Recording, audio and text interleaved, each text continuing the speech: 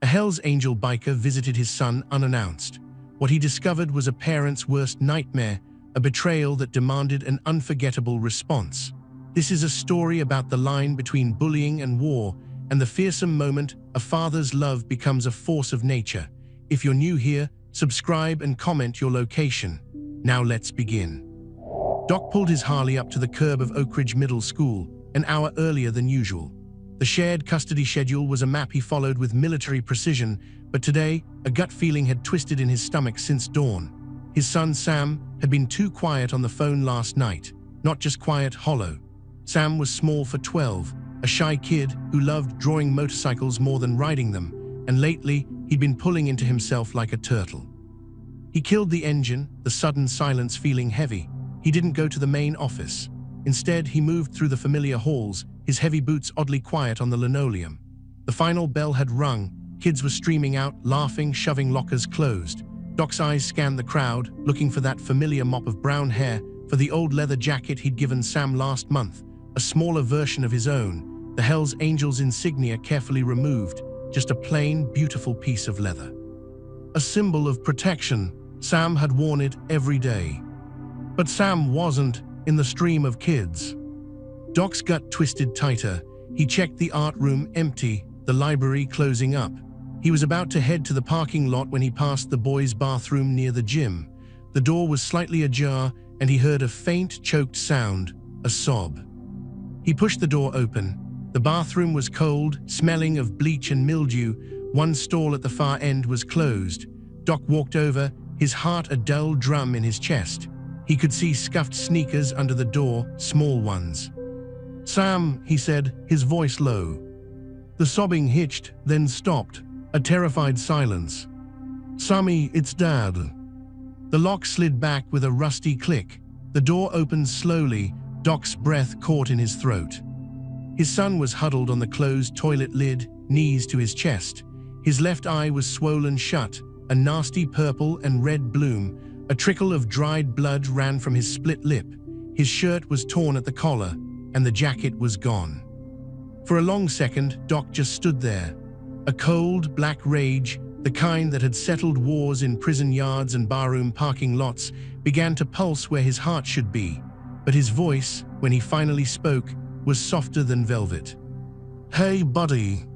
Sam looked up, his one good eye brimming with fresh tears. "Dad, you're early." "I had a feeling," Doc said, kneeling down, the denim of his jeans straining. He didn't touch him yet, just got on his level. "Who did this, Sam?" The story came out in broken pieces, between hiccuping sobs. It wasn't a one-time thing, it had been weeks. A kid named Mark, a hulking 8th grader and the star of the football team. It started with lunch money, then it was homework, then it was anything Mark wanted.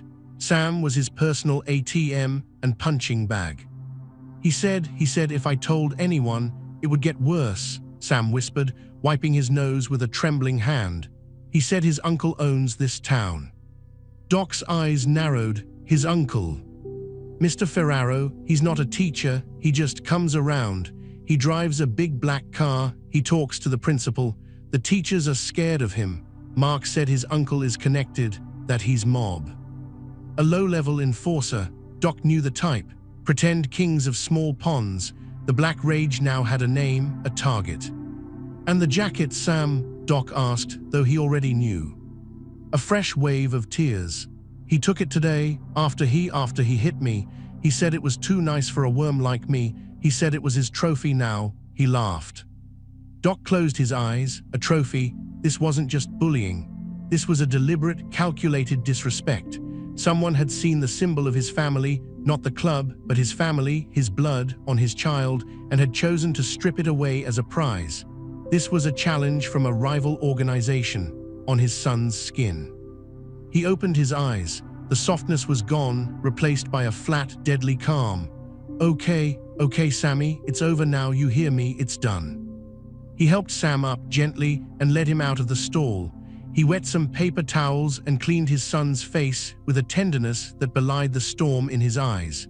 "We're going home, but first, we're going to make a call." They walked out to the bike. Doc sat Sam on the seat, then pulled his phone from his cut. He didn't scroll. He dialed a number from memory. It picked up on the first ring. "Doc." "James," Doc said, his voice a gravelly command.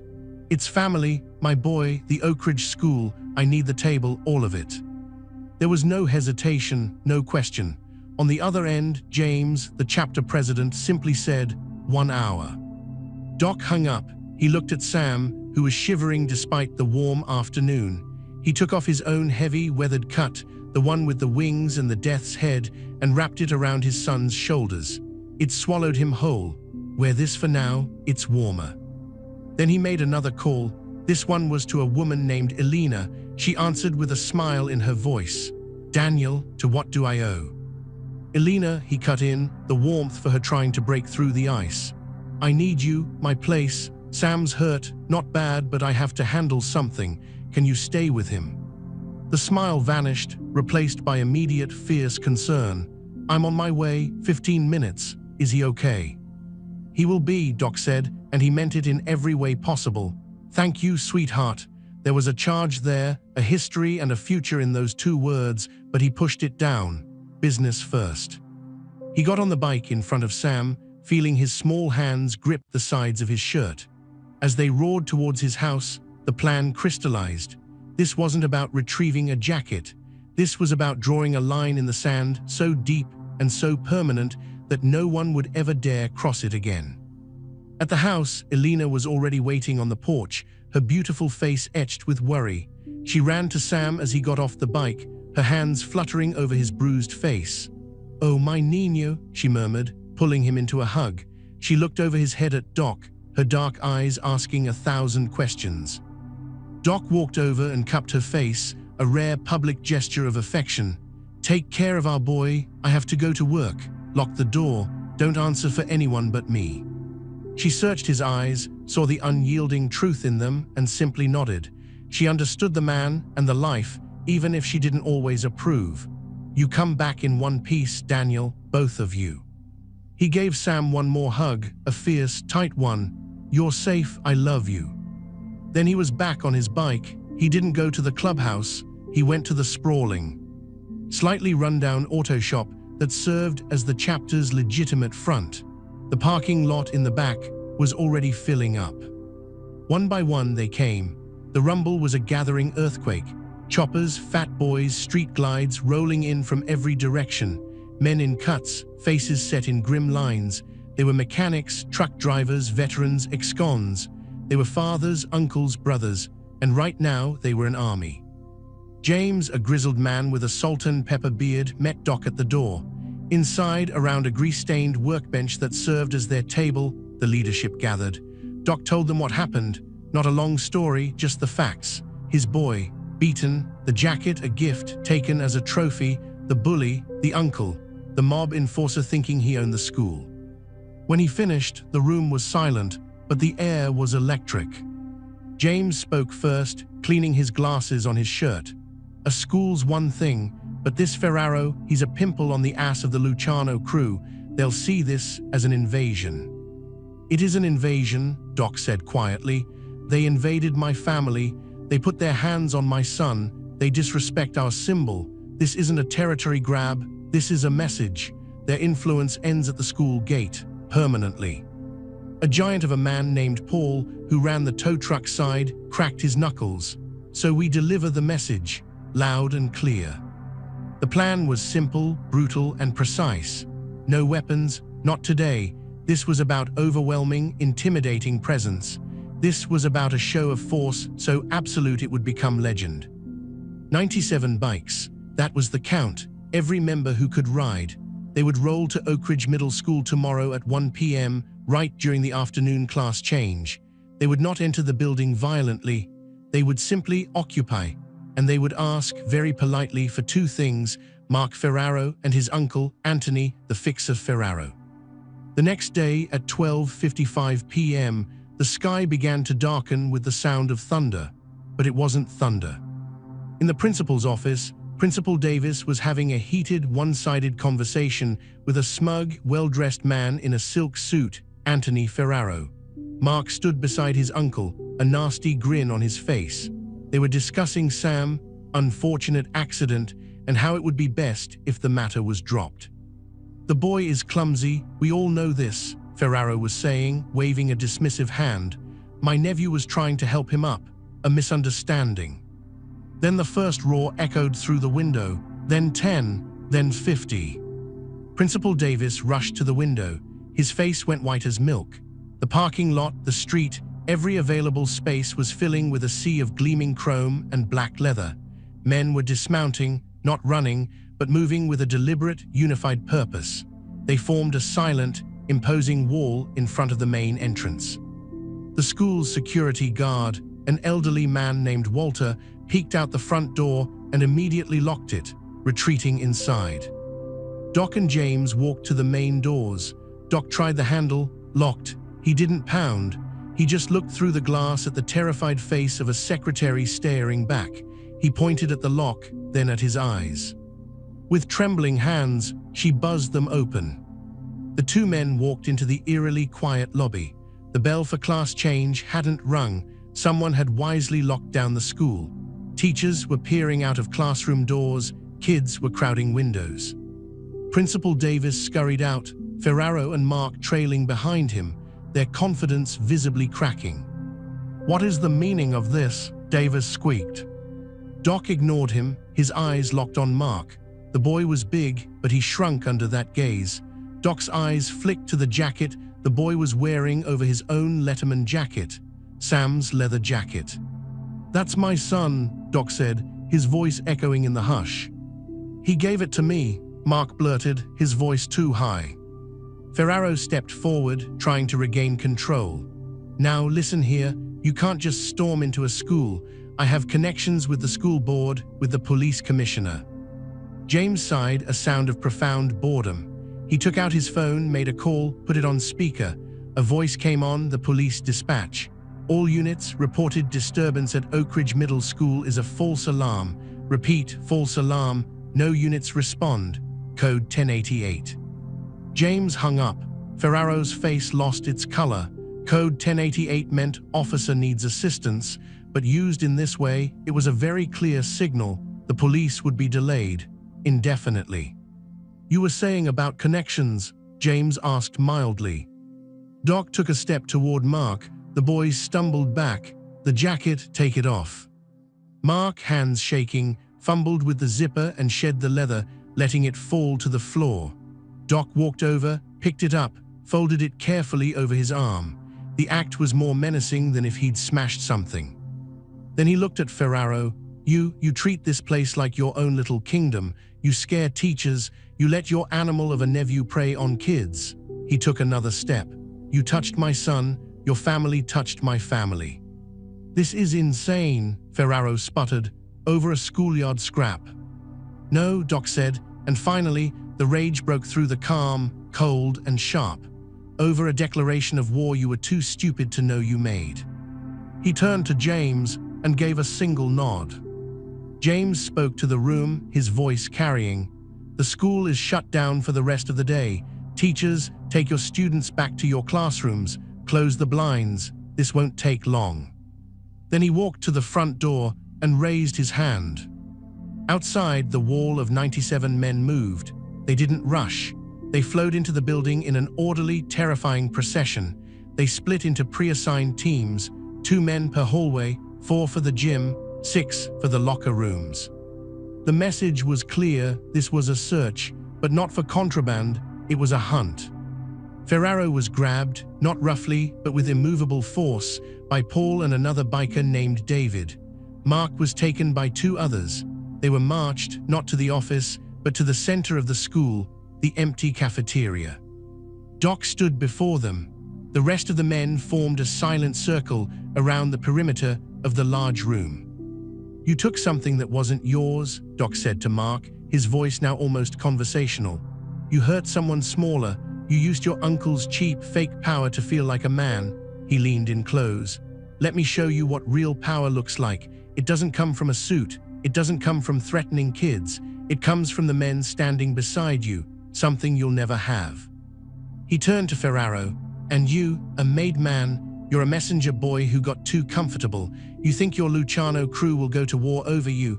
For a school, They'll cut you loose like a rotten branch. You're bad for business." From the back of the room, a voice called out. It was Mercy, the club's secretary-treasurer, a sharp-eyed man with a laptop. Found his locker, ledger book, lists of kids, payments, some jewelry, a couple phones, and a stack of test answers from the teacher's lounge. Seems our friend Mr. Ferraro had a side business selling those. Principal Davis, who had been forced to watch, gasped. "So," James said, smiling for the first time. It wasn't a nice smile.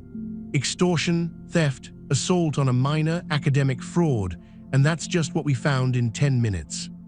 Ferraro was sweating now, his silk shirt stained. He knew the game was over.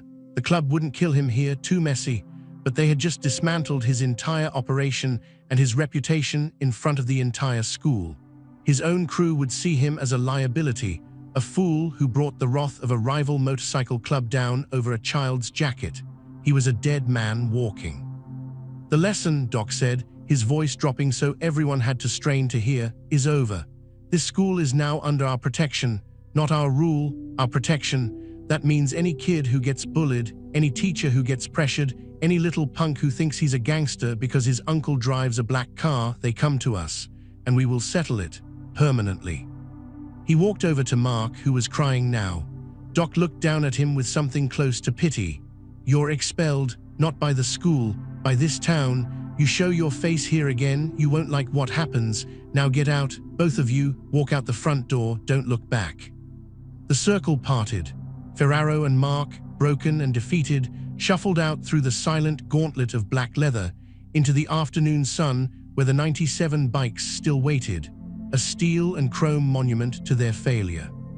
Doc turned to Principal Davis. "School's yours again. The situation is handled." And with that, the men filed out as orderly as they had entered. The bikes roared to life once more, a deafening crescendo that slowly faded into the distance, leaving behind a stunned silence and a new, unbreakable rule. Back at Doc's house, Elena had made soup. Sam was on the couch, a comic book in his lap, but not really reading it. He jumped when he heard the bikes approaching, but Elena placed a calming hand on his shoulder. Doc walked in, Sam's jacket in his hands. He placed it gently on the coffee table. Then he took his own cut back from the hook by the door and put it on. He sat next to Sam. "It's done, Sammy. It won't happen again. Not to you, not to anyone at that school." Sam looked at him, his good eye wide. "Are you in trouble?" Doc smiled a real smile, the first in days. "No, son, we're the trouble." Elena brought over 2 bowls of soup. She sat on the arm of the couch beside Doc, her hand resting on the back of his neck, her fingers playing with his hair. A simple touch, charged with relief and something deeper. "You hungry, trouble?" she asked softly. Later, after Sam was asleep, Doc sat on the porch with Elena. The night was quiet. "You scared me today," she said, not looking at him. "I know. But you did it for him." "I did it because it was right." She finally looked at him, her eyes gleaming in the porch light. "That's why I love you, Daniel, even when you're a terrifying bastard." He pulled her to him and they kissed, a long, slow kiss that spoke of homecoming and fierce possession. It was heated, adult, a promise of what would come later when the house was quiet. But it was also safe, full of a love that had weathered storms.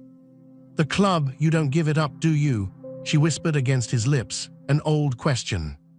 He held her tight, looking out at the dark street where for a few hours that afternoon an empire had rolled through to defend its youngest subject. "No, sweetheart, we don't give up our empire, but we expand it, to include him, to include you. That's what today was about, drawing the line around what's ours." And as they sat there in the quiet, the distant echo of 97 engines seemed to hang in the air, a warning to the world and a lullaby to those within the circle. The quiet that settled over the town in the days that followed was a heavy, waiting kind of quiet. The story of the shutdown spread like a grass fire, morphing into legend in the retelling. Some kids swore they'd seen guns, they hadn't. Teachers murmured about bikers paying off the mayor, they didn't need to. The only truth that mattered was the result. Mark Ferraro was gone, whisked away to some distant relative's house out of state. His uncle, Anthony, simply vanished. Rumor had it the Luciano crew, furious at the unwanted attention and the sheer amateurishness of his blunder, had reassigned him to a long-term, quiet job, likely counting inventory in a warehouse where no one asked questions. At Oak Ridge Middle School, a new, unspoken order reigned. The bullies had grown timid. The teachers stood a little taller, and if a kid was seen crying in the hall, it wasn't uncommon for an older student to awkwardly ask if they were okay, glancing nervously toward the windows as if expecting to see a line of Harleys. The school was, as Doc had declared, under protection. Sam wore his jacket to school the next Monday. The kids parted for him in the hall, not with fear, but with a kind of awe. He wasn't just Sam anymore, he was the kid whose dad had an army. He tried to shrink from the attention, but a strange thing happened. A girl named Jessica from his art class smiled at him and asked if he wanted to sit together at lunch. He did. Life at home developed a new rhythm. Elena was there more often. Her relationship with Doc had always been a slow burn, complicated by his life and her cautious heart. She was a nurse, a woman who dealt in fixes and clean bandages.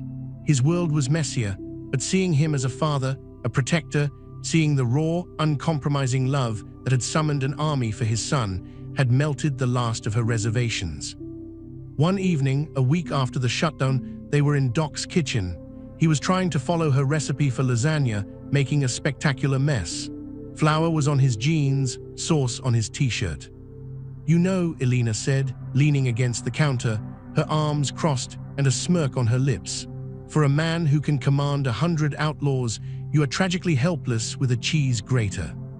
Doc held up the block of mozzarella and the grater, frowning. "The cheese is resisting. It's a tactical situation." She laughed, a warm, rich sound that filled the room.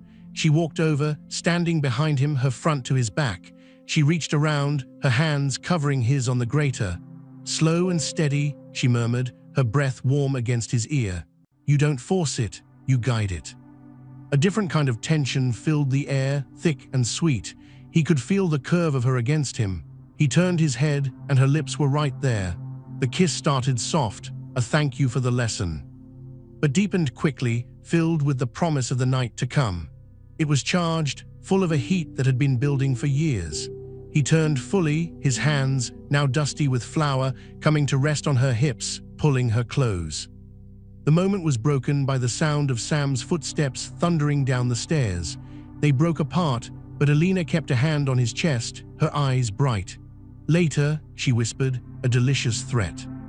Sam burst into the kitchen, his face animated.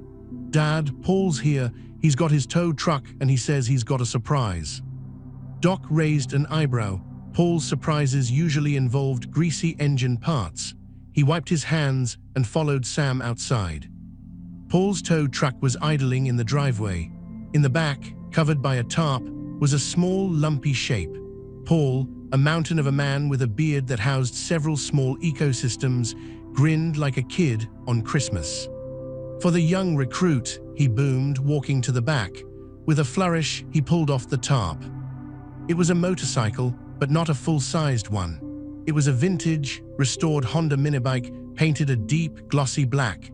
It was perfect for a 12-year-old, not a toy, but a real, small-engine machine. Sam's jaw dropped. "Whoa." "Club project," Paul said, clapping a massive hand on Doc's shoulder.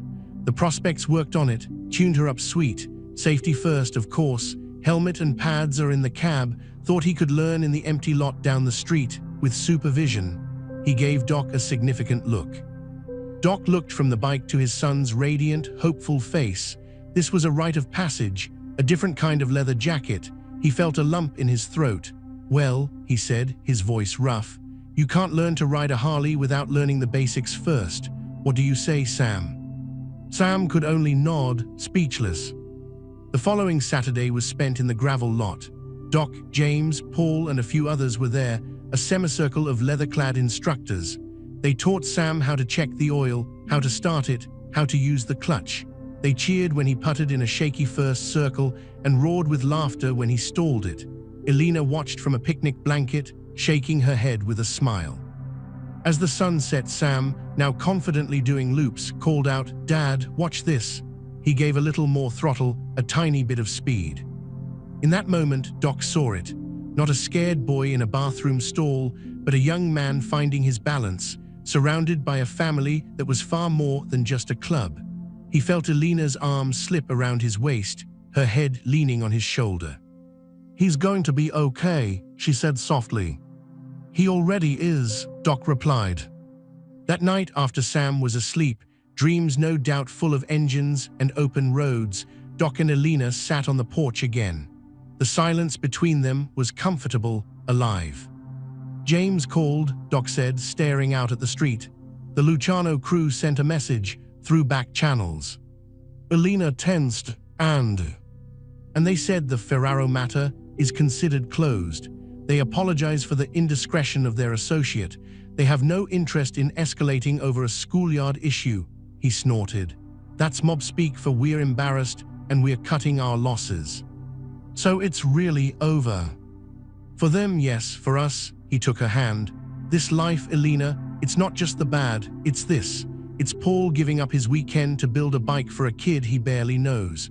It's James making a call to keep the cops away so a father can do what he needs to do. It's a brotherhood. It's an empire, like I said, and empires protect their own." She was quiet for a long time. "I want to be one of your own, Daniel, fully. Sam already is." He looked at her, his heart hammering. "What are you saying?" "I'm saying I'm not just the girlfriend who comes over. I'm saying my toothbrush has lived in your bathroom for 6 months. I'm saying I love your son like he's my own. And I'm saying I'm tired of being scared of your patch." She took a deep breath. "I want in." He pulled her onto his lap, cradling her face. "You've always been in, you just didn't have the patch." He kissed her, a kiss that sealed a pact. "Move in, officially, let's be a family. My empire is yours." The following month, the club threw a barbecue. It was a chaotic, joyful affair at the auto shop yard. Music blared, burgers smoked on a giant grill, and kids weaved between bikes and laughing adults. Sam was showing off his minibike to a group of other club kids. Elena was in the thick of it, handing out plates of potato salad, being effortlessly absorbed into the fold of old ladies and sisters. They teased her about finally making an honest man out of Doc. Doc watched it all from a lawn chair, a cold beer in his hand. James settled into the chair next to him. "Peace looks good on you," James said. "It's not peace," Doc corrected, a small smile on his face. "It's just a calm day in the Empire." James nodded, understanding. The school board is quietly hiring a new security firm, one with no connections to us or the Lucianos. Clean slate. "Good. The kid's doing good," stands taller. "He is." James sipped his beer. "And you and Elena." Doc's eyes found her across the yard. She was laughing at something Mercy's wife, Stella, was saying, her head thrown back, the sun catching in her dark hair. She felt his gaze and looked over. The smile she sent him was private, full of love and a hint of the heat they'd shared the night before. It was a look that promised a future. "We are solid," Doc said, his voice thick with feeling. The barbecue wound down as the sun dipped low, painting the sky in oranges and purples. One by one, families left, the rumble of their bikes a friendly, departing sound. Doc, Elena, and Sam were among the last to go. As Doc helped Sam secure the minibike in the back of Paul's pickup for a ride home, not on the road yet, Elena walked over to James, who was locking up the shop. "James," she said, "thank you." He looked at her, genuine warmth in his eyes. "For what?" "For having his back, for having our backs." He nodded once, a gesture of deep respect. "Family, Elena, that's all it is. Welcome to it." The ride home was quiet, Sam asleep in the backseat of Elena's car, exhausted from the day. Doc rode alongside them on his Harley, a lone sentinel under the emerging stars. Later, in the dark of their bedroom, Elena traced the lines of the winged skull tattoo on Doc's shoulder. "It doesn't scare me anymore," she whispered. "I see it now. It's not a threat. It's a promise that you'll always come home, that you'll always protect what's yours." He rolled over, looking down at her. "Always." Their kiss was a slow, deep exploration, a conversation without words.